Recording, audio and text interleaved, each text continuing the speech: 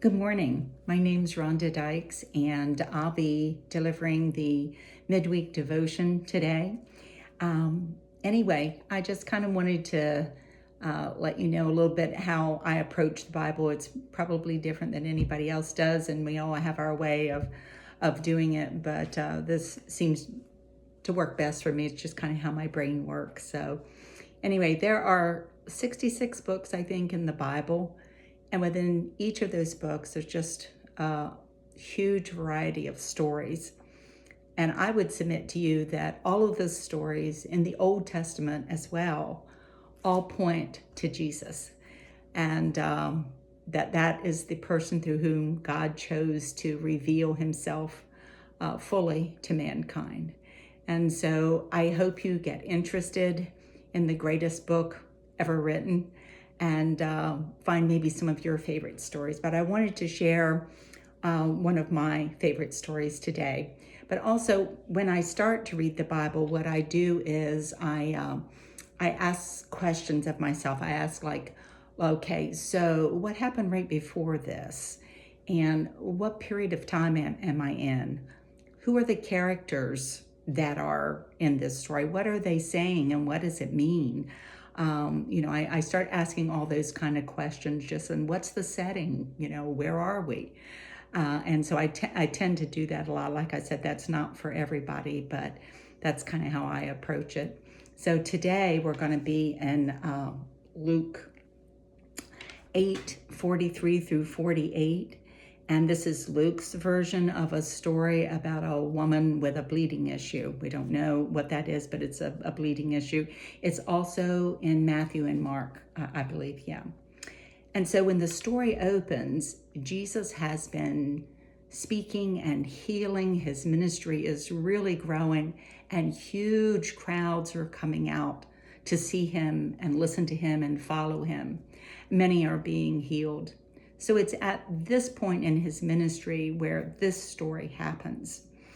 And words of his miracles are just spreading like wildfire. It's just everybody has heard about him, and the crowds are just growing bigger as they come to hear him. So in the middle of him speaking, a ruler of the synagogue, whose name is Jairus, comes to him, and he falls down on his knees before Jesus, and he says, "My young daughter is dying, but if you come and lay a hand on her, she will live."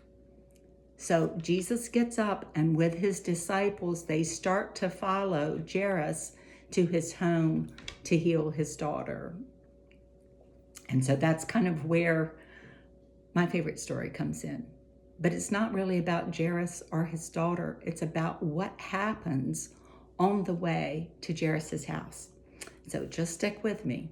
We have a story within a story, right? Okay, so Jesus gets up and he starts to go, and the crowd's growing, and he's following, and he's moving along, and people are, it's a big crowd, and people are pressing in on all sides. And this woman has had a bleeding issue for 12 years.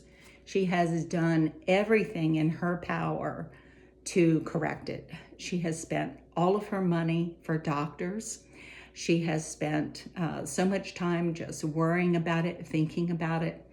And you might think, well, that's, I have issues too, or, people have issues and stuff like that. So what's the big deal? And you have to remember what her culture is at that time. And anyone bleeding would be considered impure and unclean, which would mean that anything that she touched or anyone that she touched would be considered unclean. She would not be allowed in the outer courts of the temple. She would be ostracized by many people in her community because she was considered unclean. And so you can imagine that for 12 years, she's had this terrible isolation, and she's spent all of her money.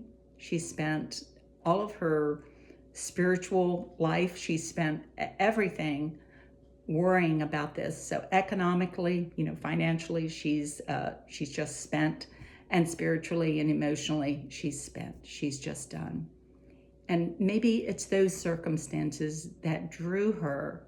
She had heard about Jesus. Everybody at that area had heard about Jesus' healing. And so she goes into the crowd and starts to follow Jesus.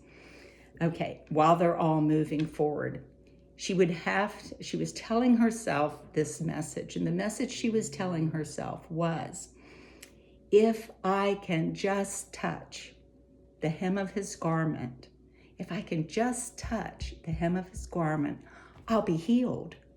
And just she's not asking for his time. She doesn't even want a face-to-face with him, so to speak. She says, if I can just do that, I'll be healed. What a statement of faith.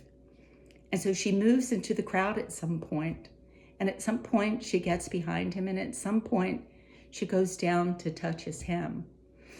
Now, for most Jewish men at that time, there was a blue thread, a blue tassel that was at the hem of their robe, at the hem of their garments. And that was a reminder to keep God's commandments. And it was a reminder of the covenant. And so at some point, that's where symbolically the power and authority lay. Speaking of Jewish men and their garments, that was a very important part. Whether she had that in mind or not when she went down to touch his garment, I don't know, but that's what she did. And so let's see.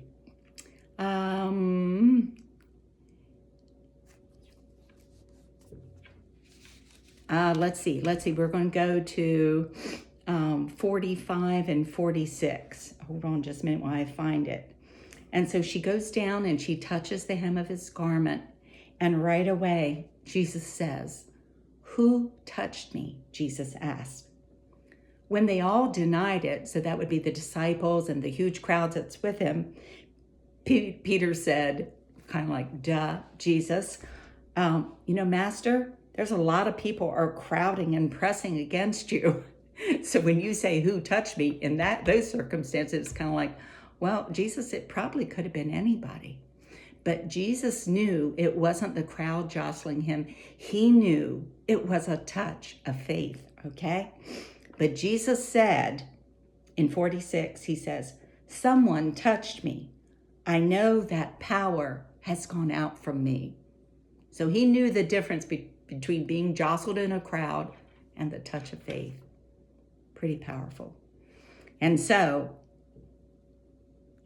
the power went out of him, really, even before he spoke to her, because she knew he was the Messiah that had been talked about. And so his power left him before he even turned and spoke to her. And then he stops everything. And don't forget where they're going. Do you remember? They're going to Jairus' house to heal his daughter who's dying or dead. They don't know at that point. And he stops. Can you imagine being Jairus' father? Can you imagine? I mean, being Jairus, the father of the sick girl. He's probably thinking, wait a minute, we don't have time for this. My daughter is in trouble. We need to keep going. But Jesus stopped. And the disciples kind of liked for him to keep moving too sometimes, but that doesn't matter. Jesus stopped. And let's see what happens next. Okay, we're going to look at 47 and 48. And the woman realizes that Jesus has stopped and she's kind of been outed, so she falls at his feet trembling. And then the woman, seeing that she could not go unnoticed, came trembling and fell at his feet. In the presence of all the people, she told why she had touched him and how she had been instantly healed. Then he said to her, "Daughter, your faith has healed you. Go in peace." This is the only time, I think, in the Bible that Jesus ever called anyone daughter. And he tells her faith has already healed her. It happened the instant that he felt the power go out of him, even before he turned to talk to her. Some scholars, who knows, say that go in peace really meant go into shalom, And shalom was not just the absence of conflict. It was really about wholeness and being complete. It was about well-being and completeness, a little more than just the absence of conflict, that kind of peace. So whichever Jesus meant, go in peace or go into shalom, it was, that's the wish that he had for her. So I was just thinking about this woman and about the difference that the meeting with Jesus made. It all happened within a few minutes, right? And he didn't rebuke her. He didn't say, oh, you just made me unclean. He didn't say that, did he? He recognized her faith, her great faith. He did that. And then he gave her the wishes for all that. So if you can imagine all the rejection that she's ever felt in her life, which has been plenty, it didn't happen. And then you think about all the rejection that she'd had in her life, and that she had the courage to even go and do this is just remarkable to me, because we sort of become, what's happening to us in life, and she easily could have gone, I'm not even going to try that. Who knows? This might not work out, and I just don't want to be rejected again. But she overcame that, and she went and did it. So anyway, and you're saying, what happened to Jairus' daughter? Well, Jesus continued on his walk, and he went to the house, and he did heal her, and it was that happened as well. Another miracle happened. So a miracle within a miracle. So now this woman is considered pure, and she can go into the temple. She can touch people again. She can have a social life with others. It's just pretty tremendous how her life has changed. So anyway, I want to just encourage you in closing and I realize that this is getting kind of long, sorry about that, but I just want to encourage you in closing that whether you got a pair of flip-flops, Birkenstocks or Crocs, or tennis shoes, whatever, that Jesus is still giving us the same invitation to come follow him. So put on your sandals and go take a walk in that dry land. It will not fail, ever. Thanks so much for listening. Hope to see you at Spence or out there somewhere. Thanks.